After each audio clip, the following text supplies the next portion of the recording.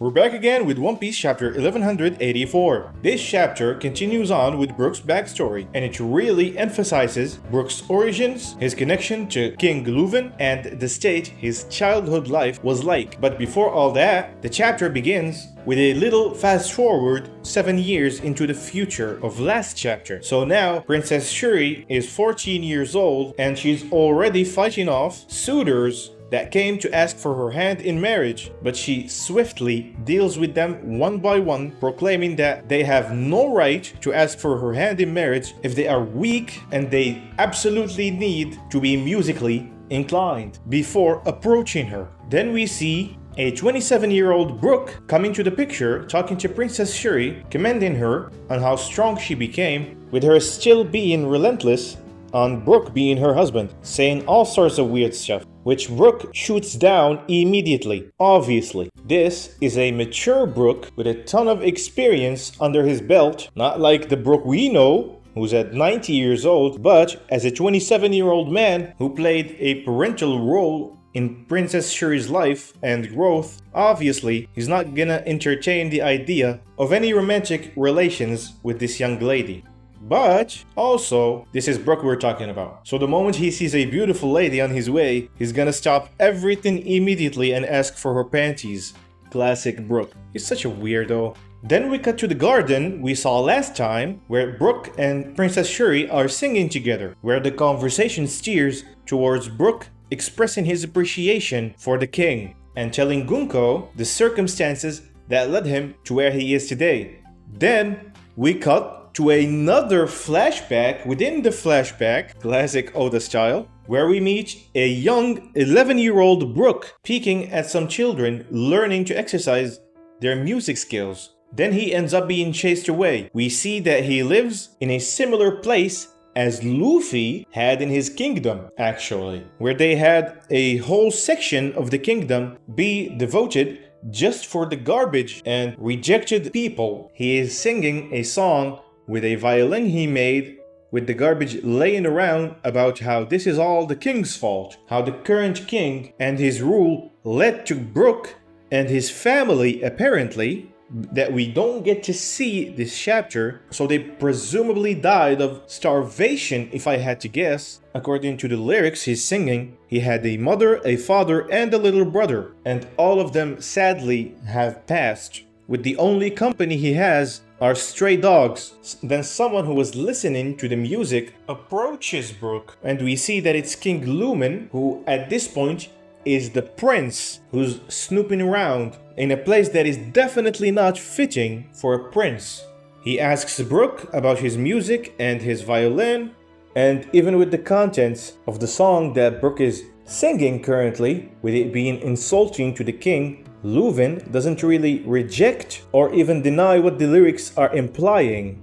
He just goes along with it and sits with Brook, listening to him sing. They eat together, just what Brook found lying around, some grasshoppers and frogs, which was just chucked into a stew and boiled with an extra ingredient being curry powder that he stole from marine ships. Prince Lueven looks at the food and reminisces about his bourgeois life, how he gets handed everything, upper echelon level of food, and all sorts of women are just flocking to him, valedictorians and such, for his hand in marriage. But he does proceed to eat what Brook has given him, and even though the taste is probably not all that great, he is pretty appreciative of what Brook is doing. He's this poor kid that has nothing in life. He doesn't even have a family to take care of him. He resorts to stealing the minimum amount of ingredients just to survive, but he willingly shares his food with this stranger just because he decided to sit around and listen to his music, with Brook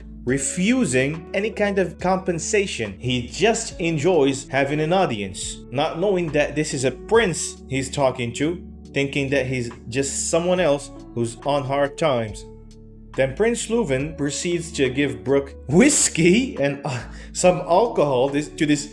Oh my god, he was doing so good so far. He's giving hard alcohol to this 11-year-old kid. What is wrong with him? Why? He was doing so good. Why is he doing this?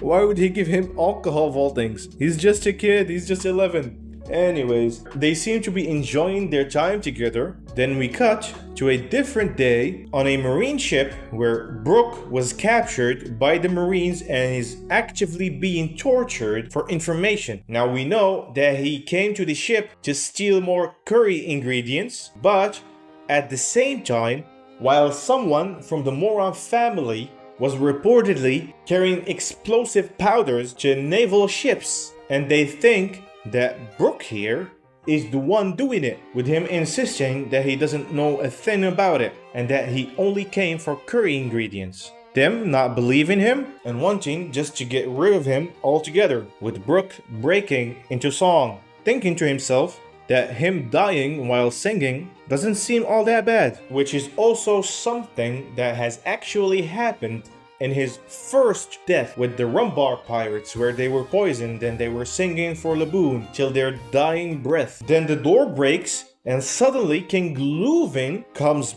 barging in with his commander of guard corps, Candle, who's eventually gonna be his queen. He marches straight through to Brooke with his soldiers behind him, informing him that attacking Marines would be an attack against the world government itself, with the courageous young prince ignoring them and attacking all the same. We cut to the palace where Brooke is patched up, with the prince being right by his bedside, comforting him and telling him that he didn't mean to deceive him. He just didn't want him to know that he was a prince. He just wanted to spend time with him, which, I'm just saying, out of context, this aristocratic prince, who's 21 years old, hanging out in the middle of nowhere with an 11-year-old boy, I know that it's all wholesome here, but out of context, it does sound a little crazy. Anyways, we cut to Candle, who's now talking to Brooke, telling him about the frequent disappearances of the prince,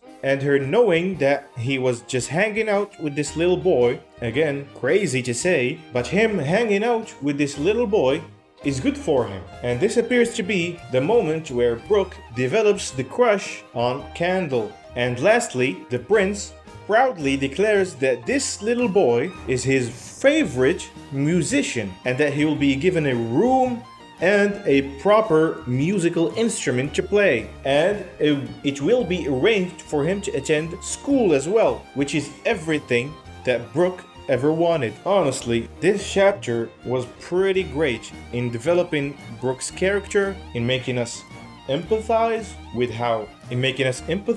how tragic his youth was, and how he became the commander of the guard corps himself, and how his relationship with the prince or King Lueven blossomed in the first place, which will be all the more heartbreaking when inevitably Princess Shuri will be in some way the catalyst for his death. There's gonna be a break next week, and I cannot wait for the next chapter to drop. Bye!